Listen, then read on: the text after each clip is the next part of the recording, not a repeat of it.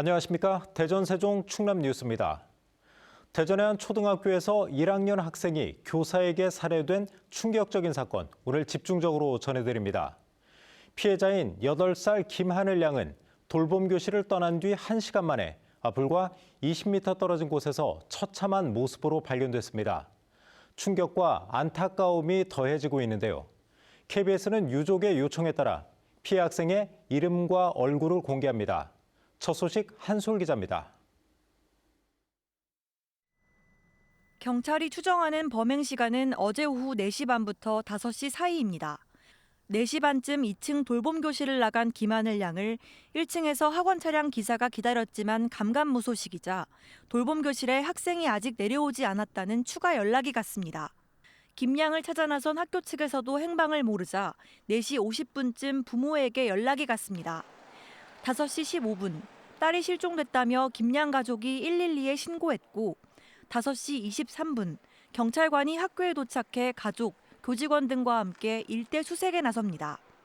주변 아파트까지 수색 반경이 넓어지던 5시 45분쯤, 김 양의 할머니가 돌봄 교실과 20m가량 떨어진 시청각실에 들어갔다 내부 자재보관실에서 가해 교사와 아이의 가방 등을 발견하면서 범행 현장이 드러났습니다.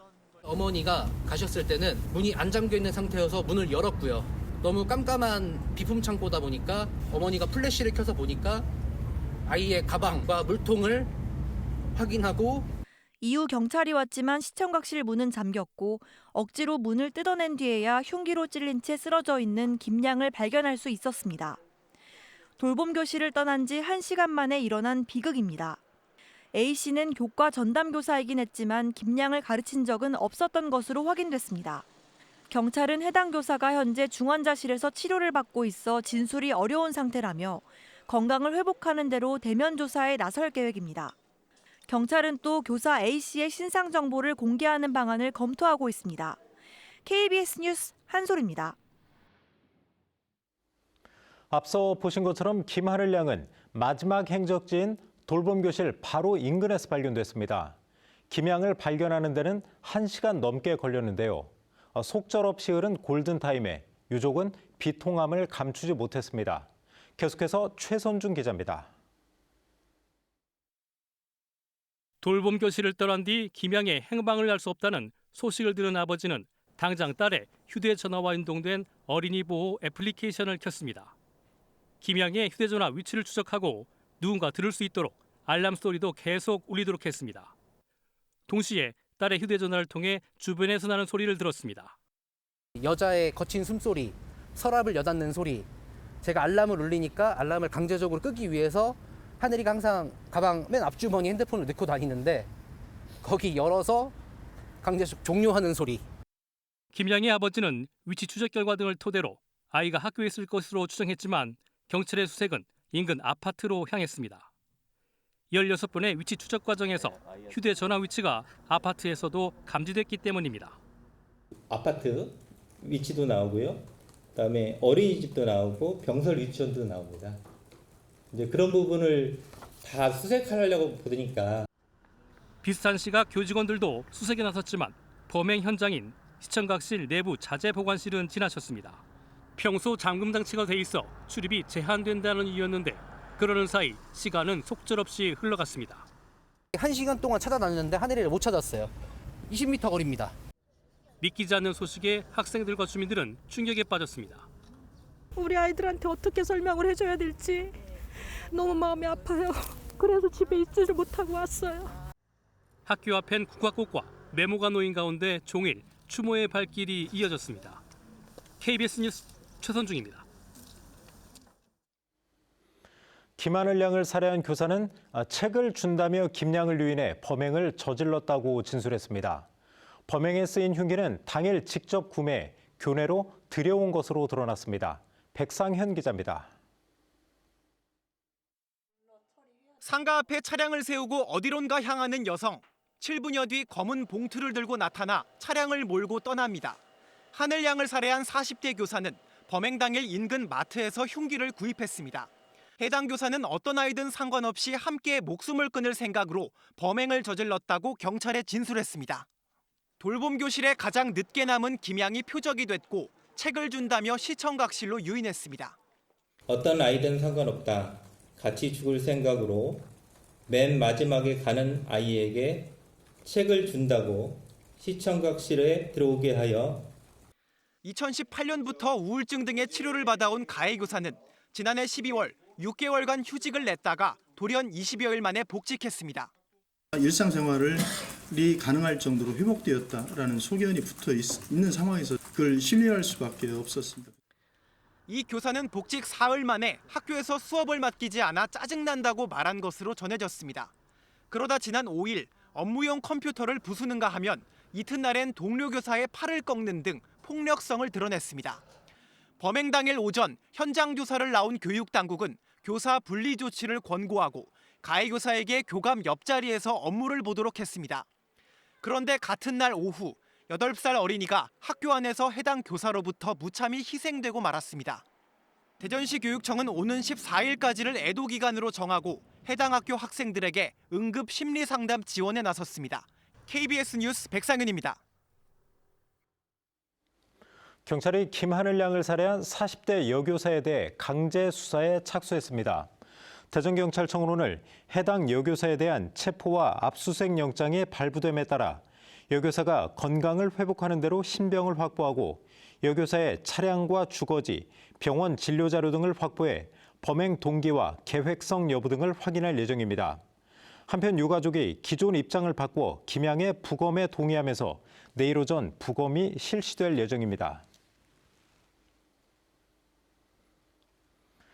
2019년 대전에서 한 장애인 복지시설 대표가 전기 충격기로 장애 아동들을 학대한 사실이 드러나 충격을 안겨준 적이 있습니다.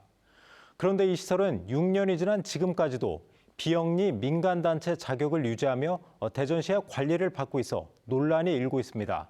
정재훈 기자입니다. 시설 대표가 장애 아동들에게 호신용 전기 충격기를 사용했다는 주장이 제기돼 경찰이 수사에 나섰습니다. 2019년 당시 큰 충격을 안겼던 전기 충격기 장애 아동 학대 사건. 시설에 있던 장애 아동들의 몸 곳곳에는 전기 충격기로 인한 상처가 고스란히 남아 있었습니다. 말귀는 알아들어요. 근데 원장님이 맴매 어디 있어? 물어봤더니 이거 하면 무릎을 가리키더라고요, 손가락으로. 당시 가해자였던 장애시설 대표 이모 씨는 법원으로부터 학대 혐의로 징역 3년, 또 전국의 초등학교를 상대로 이른바 사랑의 저금통을 통해 불법 기부금을 모집한 혐의로 징역 1년 4개월을 각각 선고받았습니다. 그런데 6년이 흐른 지금 해당 시설과 가해자 이모 대표는 아직도 대전시로부터 비영리 민간단체로 등록돼 관리를 받아온 것으로 확인됐습니다. 2019년 당시 불거진 사건으로 법인은 해산됐지만 대전시의 비영리 민간단체 자격은 계속 유지된 겁니다. 더욱이 대전시는 2022년 전수조사를 통해 비영리 민간단체 90곳을 직권 말소했는데 이 과정에서도 해당 시설은 누락됐습니다. 자치단체의 비영리 민간단체로 지정 등록되면 보조금과 세제 감면 등의 혜택이 제공되고 기업의 사회공헌 활동 등에도 도움을 받을 수 있습니다. 대전시는 조사 과정에서 누락된 이유에 대해 명확한 답변을 내놓지 않은 가운데 해당 시설에 대해 뒤늦게 재조사에 나서겠다는 입장입니다. 이렇게 상황이 드러난 상황은 저희가 좀 특정해서라도 조사를 좀 해보고 그 실체를 확인한 후에 저희가 이제 직권으로 말소할 수 있는 부분이 있다면 직권 말소도. 대전시는 또 해당 단체에 대한 보조금 지급 내역을 조사하는 한편 비영리 민간단체에 대한 전수조사를 벌일 예정이라고 밝혔습니다. KBS 뉴스 정재훈입니다. 윤석열 대통령 탄핵에 반대하는 보수 성향 종교단체 세이브 코리아의 국가 비상기도회가 오늘 오후 천안시 신부동에서 열렸습니다. 한국사 강사 전한길 씨 등 경찰 추산 3천여 명이 참석한 행사에서 참가자들은 헌법재판소의 탄핵 심판 소송 진행 과정이 비상식적이라고 비판하고 비상계엄은 정당하다며 윤 대통령 석방과 탄핵소추안 기각을 요구했습니다. 이와 관련해 민주당 충남도당은 강승규 의원 등 국민의힘 충청권 인사들이 대거 행사에 참여했다며 내란 동조 행위와 다르지 않다고 비판했습니다. 황운하 조국혁신당 대전시당 위원장은 오늘 대전시의회에서 기자회견을 열고 이른바 울산 사건에 대한 항소심 무죄 선고에 대해 검찰이 없는 죄를 만들고 덮었다고 말했습니다. 황 위원장은 경찰 재직 시절 30년 동안 검찰 개혁론을 제기했고 고래고기 환부 사건 수사로 자신이 검찰의 표적이 됐으며 황운하가 울산시장을 역임한 김기현 국민의힘 의원을 상대로 한 수사도 무리하게 했다는 논리가 만들어졌다고 주장했습니다. 대전시가 올해 수소 전기차 구입 보조금으로 대당 3,250만 원을 지원합니다. 지원 규모는 249대로 이 중 일반 시민과 법인의 224대, 취약계층과 다자녀 가구의 25대가 각각 배정될 예정입니다. 대전시는 보조금 지급 대상 확정은 차량을 출고, 등록하는 시점에 따라 결정된다며 구매자는 반드시 차량 출고 전 대전시나 영업점의 지원 여부를 확인해달라고 말했습니다. 2027 하계 세계 대학 경기 대회에 사용될 충남 국제 테니스장 건립이 본격화됐습니다. 충남도는 충남 국제 테니스장의 설계 적격 업체로 계룡 컨소시엄을 최종 선정했다고 밝혔습니다. 뉴스를 마칩니다. 시청해주신 여러분 고맙습니다.